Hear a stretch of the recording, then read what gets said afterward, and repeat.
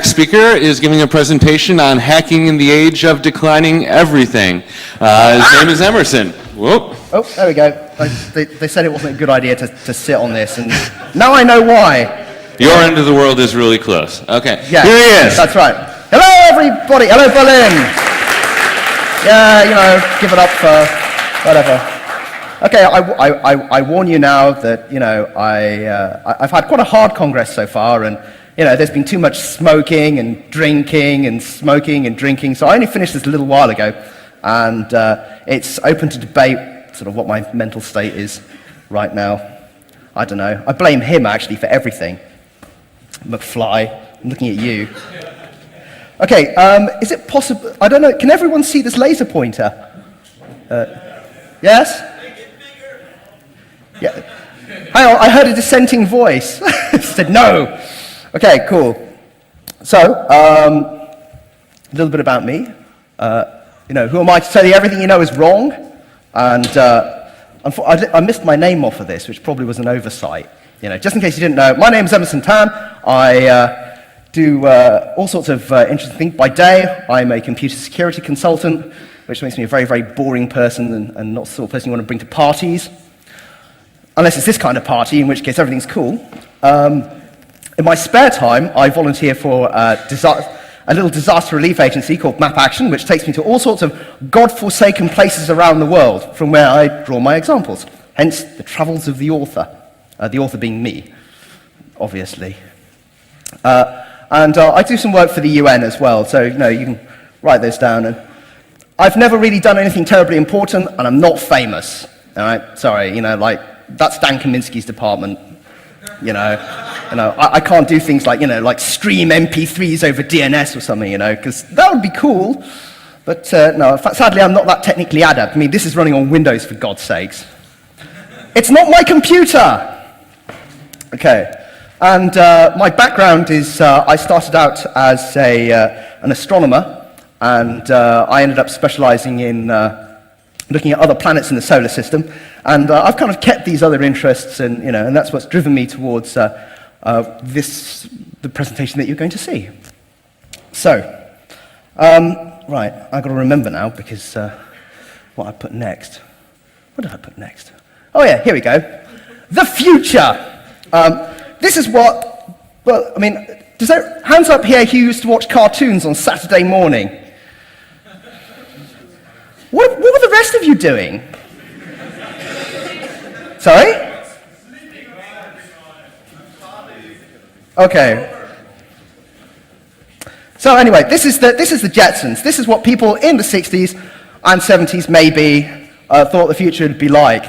I'd like to know if anyone has any idea what this thing here is, because, you know, plainly this is what happens when you genetically modify corn a bit too much. You know, I mean, look at it, you know, big. And you can't walk on springs. Anyway, as you can see, they have a flying car, and the dog looks stoned. Oh, no, he's cross-eyed, you know, but he's a robot, so that's okay. And I'm sure this is unsafe, and you know, everyone lives in these houses on stilts. And there's no obesity in the Jetsons, which I don't quite understand, because all they do is sit there and press buttons all day. And you know, and as we all know, if you sit there all day and just press buttons, you turn into a whale. And none of these people are whales. And was anyone here for the porn competition yesterday? Yeah.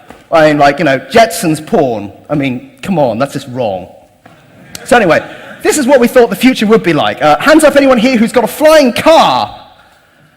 Liar! I've seen your car, and it's old. But yeah, I mean, what's quite interesting is that our ideas about what the future would be like are almost inevitably wrong, because you know the Jetsons supposedly lived in the year 2000, and you know they had a flying car and all this kind of stuff. And very often, our ideas about the future are based very often on myths. And let's have a quick examination of what some of those myths that led up to the Jetsons were. You know. So here we go. Some modern myths debunked. Right, hands up here, who would vote for a politician who said, year on year, my policies aim to make you poorer? Anyone here going to vote for that? No. Okay, Corey, you're weird.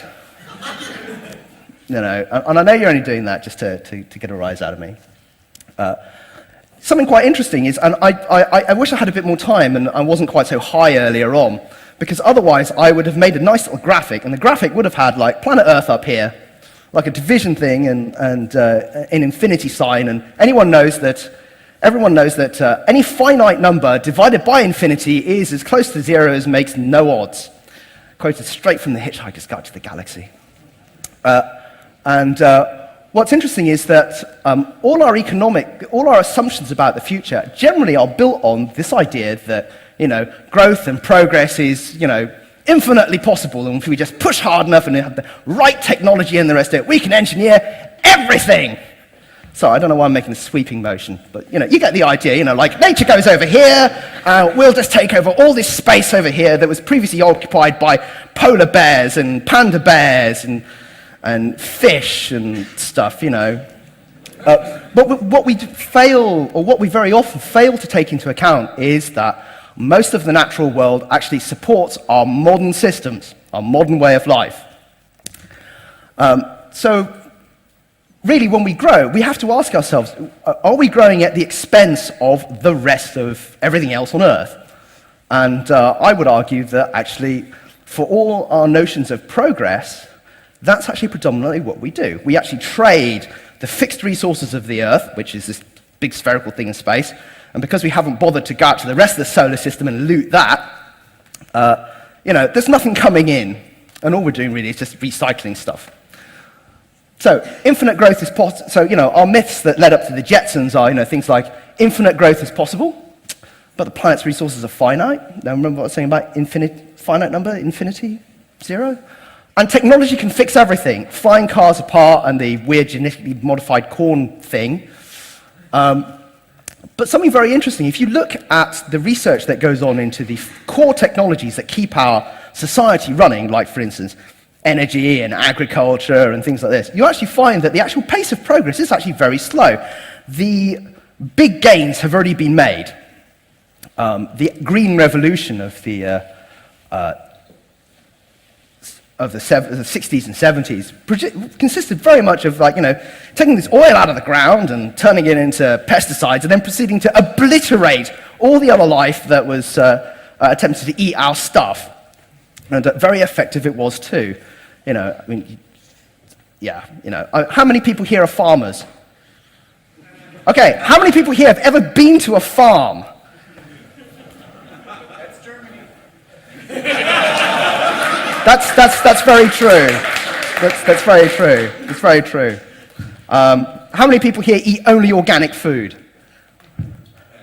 Well, this really is German, isn't it? If you give the same lecture in the States here, everyone will go, what?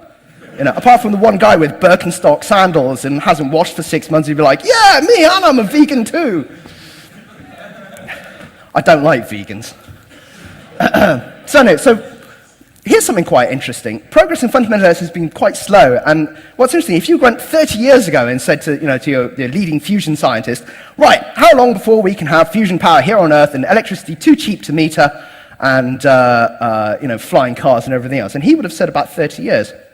A good friend of mine works at CERN, and also he is a participant on the ITER project, ITER, the new big fusion experiment. When I asked him the other day, how long before we have a fully working fusion reactor and Star Trek and stuff? And he actually said 30 years. It's a constant. It is a constant. It is a constant. Fusion is always 30 years away. And he was very adamant that it would take 30 years because it turns out that in order to build a fully functioning fusion reactor, you need something called tritium, which is an isotope of hydrogen. And it turns out the world's biggest source of tritium is actually US nuclear weapons. And when they asked the US and said, guys, we're building this big experiment, would you like to give us all your tritium? And unsurprisingly, the US actually turned around and said, no, we need those for our bombs. Sorry, get lost. So it'll take about 30 to 40 years to actually make enough tritium to actually make something like this go. So it's coming, honest. Another 30 years, that'll make me 62. Oh dear, never mind. Anyway, So, I'm going to argue that the Earth that our little planet here is in a bit of a mess. And in fact, actually, we've rather screwed up the chance for an organized, well-ordered transition into the new sustainable environment. You know, one filled with tweeting birds and organic farmers, and everyone wears Birkenstocks and doesn't wash for 3 months. Yeah. You've seen them, on the TV. They're wittering on about, like organic, sustainable stuff, and and then you realize that, in fact, actually, if you sat in a room full of them and the rest of it, your very delicate, highly polished noses would be like, ugh, you kind of smell of manure. So, we've kind of pushed it quite kind of far in getting to where we are. So we've managed to get to a situation where it appears to be there are a number of convergent crises that look like they're all going to come up and smack us all in the head all at once. Because, it never rains, it only ever pours. And so, we've done something a bit unwise here with the climate, in the course of building all our great things, like my nice Dell computer here, and my, cheap Levi's, and, I don't know, what's this, Terra Mineralwasser, and the rest of it. We've... In the process of creating our lovely consumer society, we have managed to chuck out loads and loads of pollution because, in fact, most of our energy comes from horribly unclean sources like oil, coal, and gas. Coal being the dirtiest, gas being the cleanest, and oddly enough, coal is the dirtiest, coal is the most common, oil is the next most common, and then gas, that's actually what we have least of, but it's the cleanest. So in the course of polluting our planet, we've managed to make it quite hot, and things are going to change. It looks like oil production has actually finally stalled out, and may start declining sometime in the next 10 years or so, which makes everything just way more expensive. And that's a real annoyance, because when everything gets really expensive, you can afford less of it. And then, we're back to toiling in the fields and smelling like manure again. And environmental stresses. We seem to be really good at polluting everything. And in fact, one of the things that's happened, or one of the really interesting things, anyway, as far as I'm concerned, is that what we've done is we've actually just exported our really horribly polluting industries away from Europe. So Europe's really clean and green, and our environment is nice, and we just exported the polluting technologies to China instead. So now the Chinese get to suffocate in blinding smog after they've bought our steel mill from Krupp, or what's the name of the other big German steel company? It's like ThyssenKrupp, and there's another one whose name I've totally forgotten. What's really interesting is that up until very, very recently, only in the last year or so, there's been very, very little meaningful preparation or action of any kind. And I don't know, how many of you guys here follow things like, followed the Bali Environmental Conference? So that's less than 10%. Oh, and, well, it's still less than 10%. Sorry. If you read the final declaration that came out of that, you'll notice that there are talks about having more talks, and everybody's going, well, we'll just have to wait for a year until, Bush leaves and we get some other sort of more environmentally friendly US administration who aren't going to be quite so keen on growth at the expense of everything.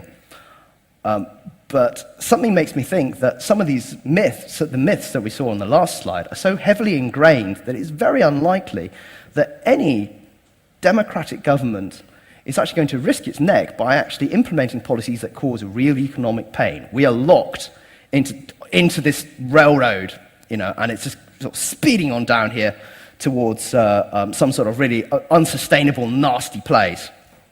And we get to ride the train. Sadly, we don't get to lay the tracks. Yeah, sorry, it's really grim, like, if you want to go and watch the other talk, which is about, like how to rip people off for loads of money, then, do it. Because, if you're all going to die, you might as well have a good time while you're going to do it, laugh it up, white boy. Good.